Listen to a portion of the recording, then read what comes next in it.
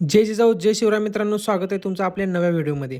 जसं की तुम्ही टायटल वाचलं, आजच्या व्हिडिओमध्ये आपण हे बघणार आहे की अरबाजसोबतच्या भांडणानंतर असं काय झालं की सूरज चव्हाण म्हणजेच गोलीगत अचानक शांत झाला. अशी कोणती 3 महत्त्वाची कारणं आहेत ज्यामुळे सूरज बिग बॉसच्या घरामध्ये दिसायचा कमी झाला आहे. पण त्या अगोदर तुमच्या मराठी भावाच्या चॅनेलला लाईक, शेअर आणि सबस्क्राईब करा आणि तुमचा सपोर्ट असाच असू द्या.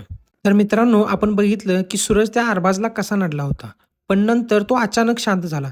त्याचं पहिलं कारण म्हणजे आपण हे समजून घेतलं पाहिजे की घरातले बाकीचे आणि सूरज यांच्यात जमीन आसमानाचा फरक आहे. बाकीच्यांनी बाहेर बरंच काम केलं आहे, म्हणजेच टीव्ही सीरियल, मूव्हीज, वेगवेगळे शो यामध्ये. पण तेच सूरजच्या बाबतीत नाही आहे. प्रोफेशनल लेव्हलला त्याला कमी कामाचा एक्सपिरियन्स आहे.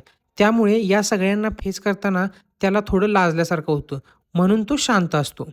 दुसरं कारण म्हणजे सूरज जेव्हा अरबाजला नडला, त्याआधी रितेश भाऊने सूरजला कॉन्फिडन्स दिला होता की तू नड भावा.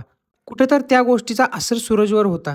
त्यामुळे लगेच नेक्स्ट डे टास्क दरम्यान जेव्हा ग्रुप ए एकत्र होऊन खेळत होता, तेव्हा सूरजकडे ऑप्शन नव्हता.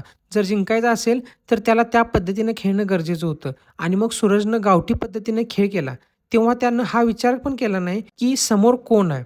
तो डायरेक्ट जाऊन नडला, कारण विषयच होता कॅप्टन्सीचा, जे की खूप महत्त्वाचे आहे. आणि आता तिसरं आणि शेवटचं, जे की खूप महत्त्वाचं आहे, ज्यामुळे सूरज शांत दिसतो, ते म्हणजे संस्कार. ज्या पद्धतीने टीम ए खेळते, त्यात असं दिसते की त्यांना घरी काही शिकवलंच नाही आहे.